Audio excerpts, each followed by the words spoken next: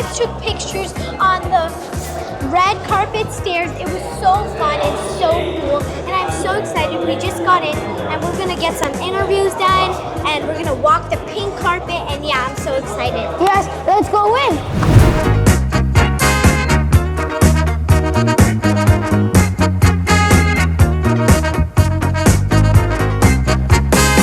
So we're here at the Cannes Film Festival, and we're doing some BTS. And I am so excited to go in the theater.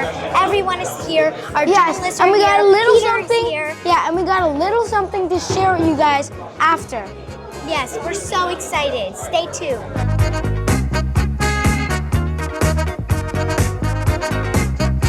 We are going to check out the theater our movie is going to be screening in. So come on.